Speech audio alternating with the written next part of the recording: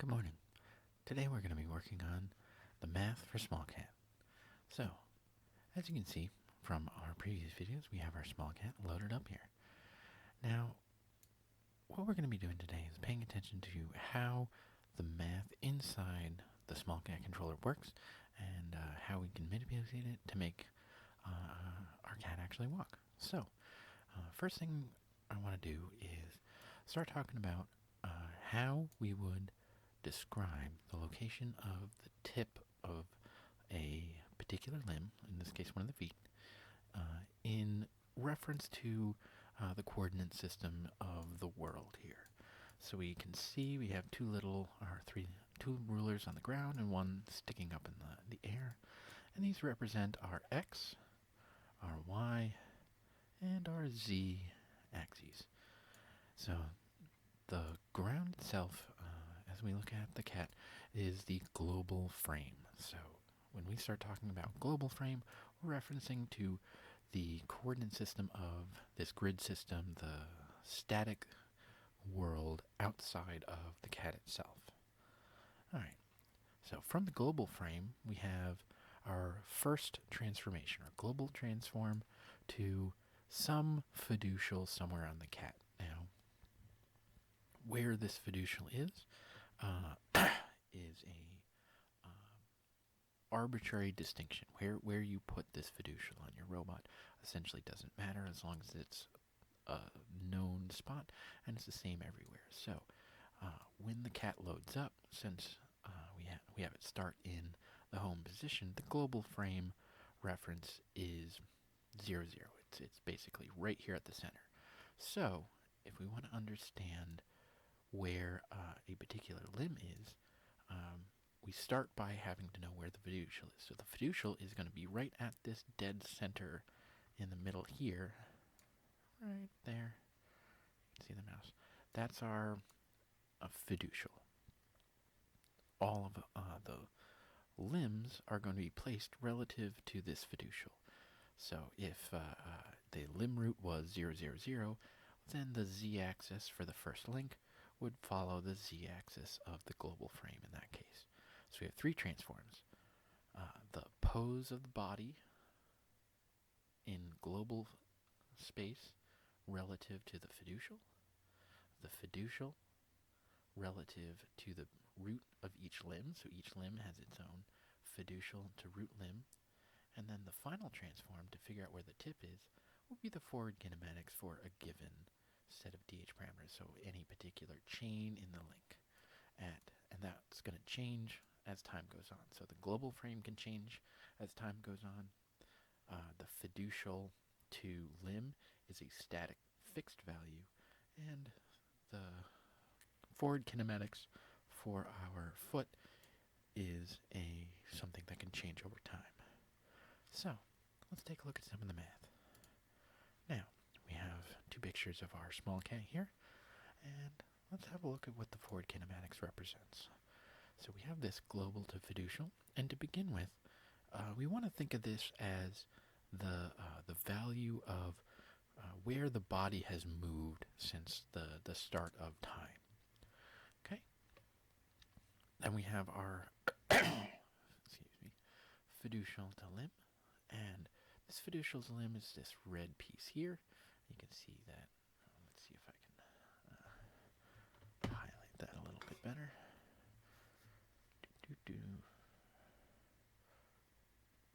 Pink. So, this bit here in pink.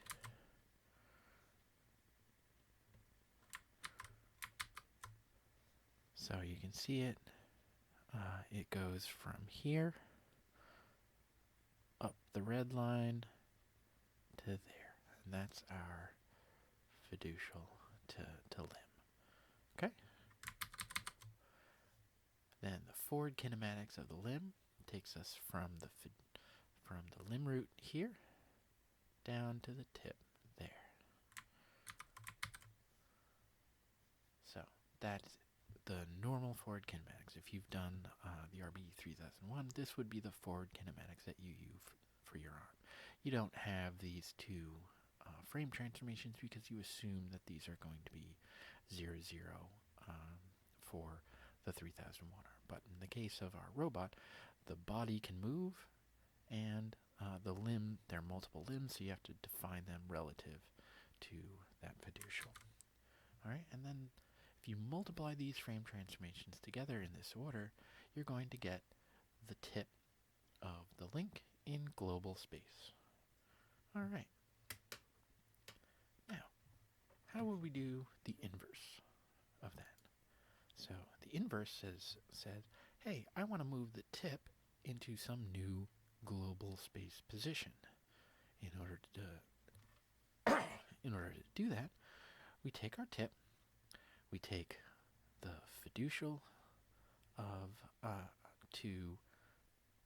limb, and we invert it. We multiply times the global to fiducial, invert that, and multiply that times our new tip.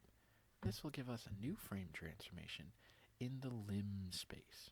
So as if the limb were in the same pose as the 3001 arm, then we can take that tip and we can perform an inverse kinematics operation on it in a very simple case where we can assume that the rotation of the base link is about the z-axis, this axis here. It's about the z-axis here. So it would be a pure rotation around that axis. So that's the frame coordinate system that our tip is in, and then we can just do a naive inverse kinematics, and we know how to do that from 3001, and that'll get us our joint angles. So that's forward and inverse kinematics on the limb of our SmallKat. So now let's imagine that we want to move the body, that the action that we actually want to take is to make the body turn around its fiducial, or maybe sort of move forward, or maybe some combination of the two. What's nice about defining everything as frame transformations is once we have our motion defined as a frame transformation, you can make any old frame transformation you want. You can even assemble frame transformations by multiplying simpler ones together to make it easier for yourself. But let's imagine we want to take the body and we want to move by some new transform. What does that look like? All right, so let's call T delta body our new body pose. That's where we want the body to move from. It's 0, 0, 0, it's a unity matrix pose to some new frame transformation. Or if the body already had a pose, just changing the original pose of the body. We are going to assume that the body has some original pose, and we're just going to modify that. Now, what we want to compute is the target, not, or the first value that we're going to pull off is the target value, not the forward kinematics, but the target for the limb. That's something that we can read back from Bowler Studio as part of the kernel. So we can read back our target value because the tip location of the foot, as it currently is an important place to begin. Now, you can use the forward kinematics to compute this, but be careful. What you'll run into is the fact that while you would like to be in sort of pure math floating point mode, the limbs have joints that are controlled by servos, and servos use integer values, which means you get a problem of an accumulating error, usually resulting in the leg sort of drifting off to one side. So if you find your walking gait sort of drifts off to one side, you might have done this mistake here. So make sure you're using the target, not the forward kinematics. Now, what we want to do is compute the tip in link space. So first things, we take our tip in the global space, and we're going to convert it into a link space tip target. So that's assuming that these two transformations have been removed. So we take off the global frame and we take off the old global frame, that is, and we take off the root, and that converts our tip in global space to a tip in link space, TL. Cool. So next up, we're going to compute our new delta global. So we're going to take our current global to fiducial transform, we're multiply it times this delta in the body. And then as the final step, to compute our new tip location, we take the global, the delta global, the new delta global that we just computed based on our incoming frame transformation. We multiply that times our fiducial to link transformation, same as the other one, the one from before. It's going to be a static value all the time, no matter what. It's a configuration value for your each limb will have its own. And then we're going to multiply that times the tip in link space, the previous target in link space. And what that's basically saying is keep the tip in the same location as it was before. Removing these global frames doesn't matter. That's basically because we're going to add the new global frame back on in the same way in order to produce our tip in the same tip in the same link space as it was before. Now, we then multiply the limb transform and then multiply our new global transform, and this produces the new tip location in the condition where our global transform has moved the body. That the body is in some new pose, but the foot is in the same spot that it was before. Now, the only thing in order to make this math work exactly as we would expect is we just want to add a -1 to the body. Now this -1 is there in order for us to get the expected frame transformation. Otherwise, it'll appear as if it's going in the opposite direction that we expect now. This is a code implementation and something we'll see when we switch over to the code. So let's take a quick look and see what that might look like. So we have our target. Oop. Look at you. Sneaky, sneaky.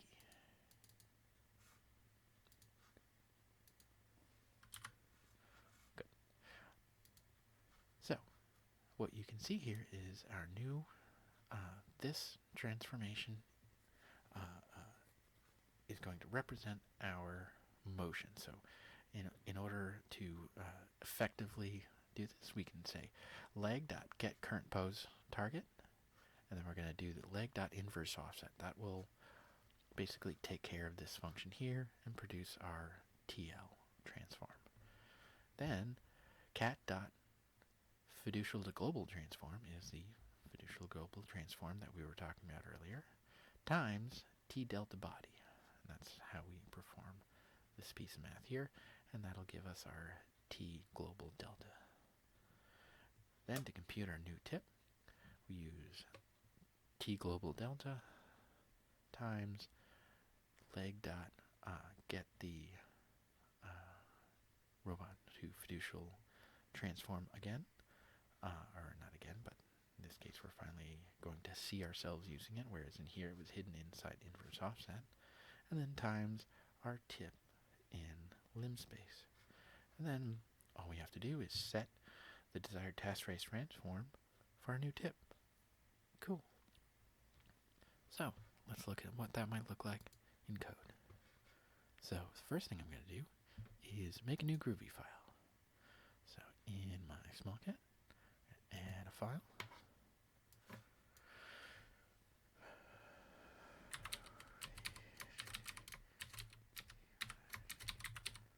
I'm going to call it Move the Body Demo.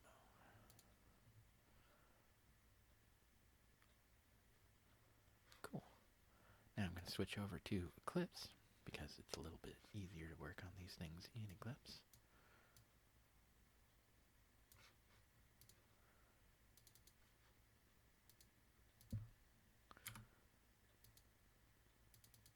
I'm going to open up Move the Body Demo. Cool. So, first thing we're going to do is retrieve our SmallKat from the device manager. So it's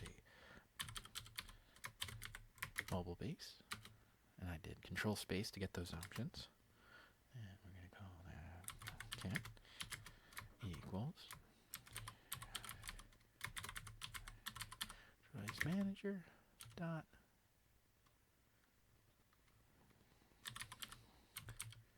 get specific device, and our cat is named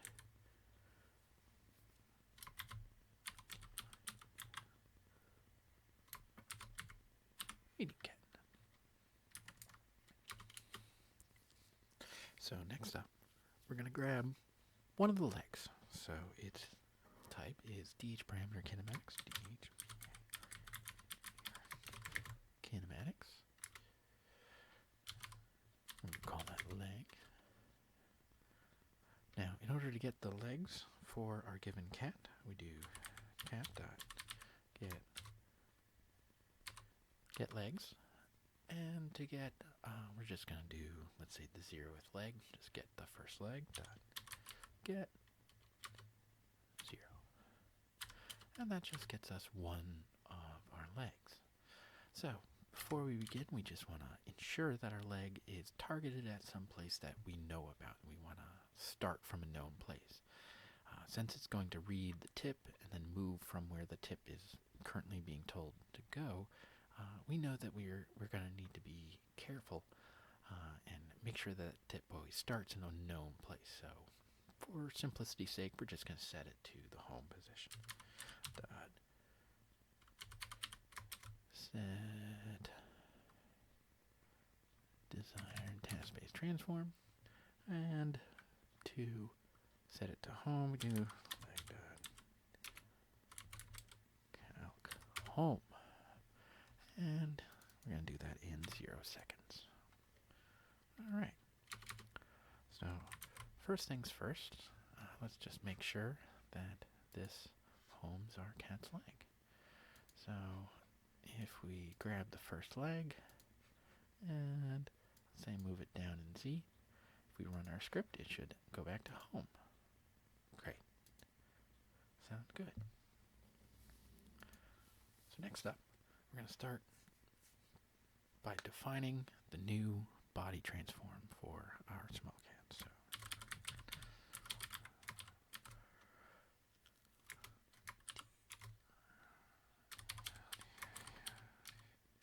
So this is the body transform. I forgot to hit Control Space and then fills in our import. So t-delt body equals new and I'm going to use the x of 0, y of 0, z of 0, and then for rotation, we're going to use an Euler angle and x of 0, a azimuth of 20 degrees, and a tilt of 0 degrees. And that's enter. There we go. Okay. So that's our new rotation. If we wanted to apply some other pose vector, we could do so by simply defining a new delta body, but that's pretty good to start off with. Now we're going to make our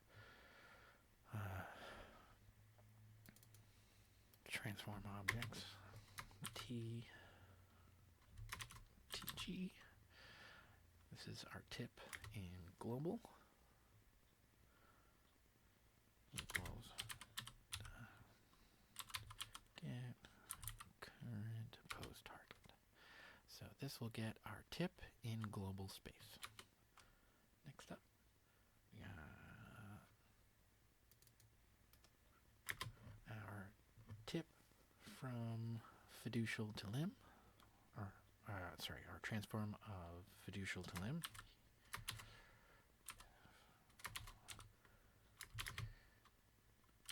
And that's a per leg. And that's our robot to fiducial transform. It's the name of the function. Next up, we're going to do our global fiducial. So transform underscore G to fiducial. And this one comes from the cat.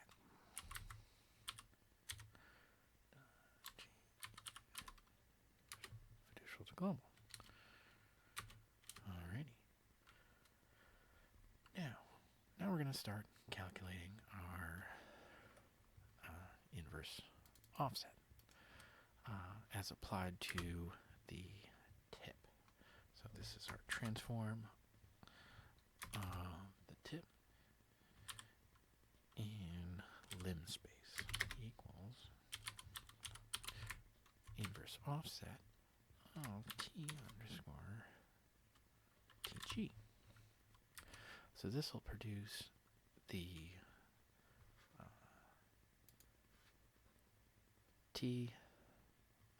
tip in link space operation that we see here. All right. Next up,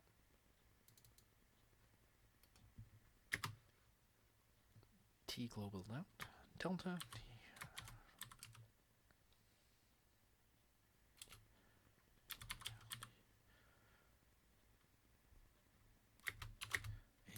t equals transform of the global to fiducial times t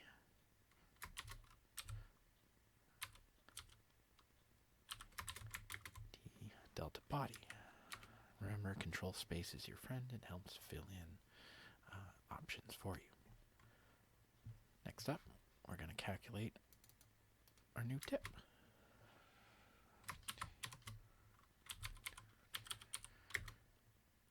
And this is going to be the new tip in our new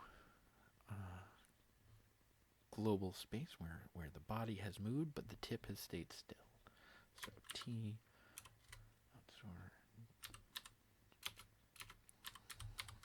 g delta times t fl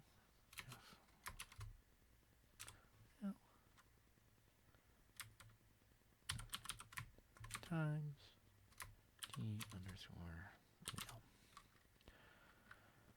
So this is our tip in link space times our tip, our fiducial to limb transform times our new global delta should produce the new tip in its new pose. Now, in order for us to get exactly what we expect, we just need to invert our target. And to be on the safe side, we always want to check to make sure that our transforms are possible before setting them to limb. So if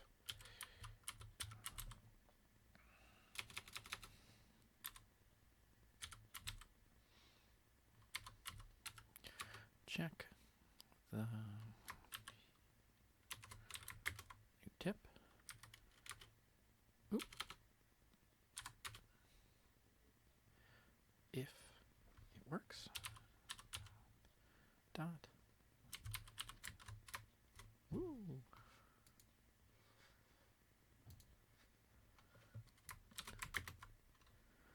Set desired task space transform to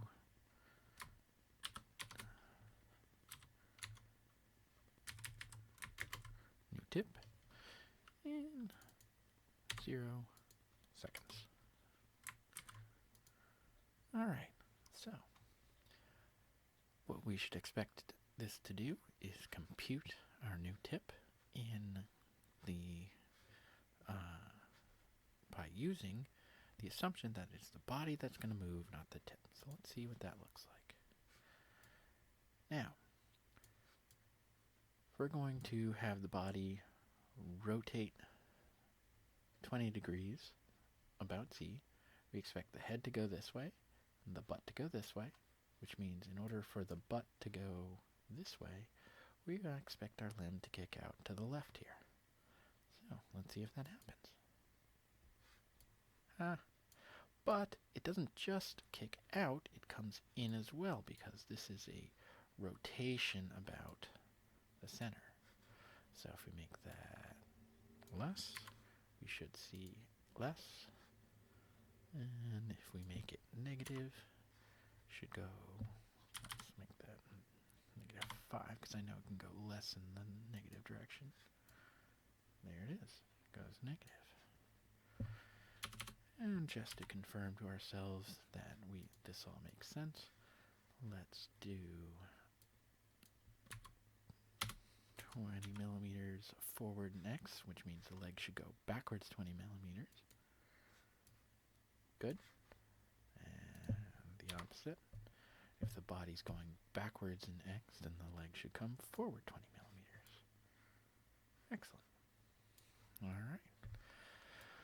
Well, now we have the core math done and demonstrated to prove, to make the body start walking. So next up, we're going to start building a more complicated version of this to make the body walk. Thank you for listening.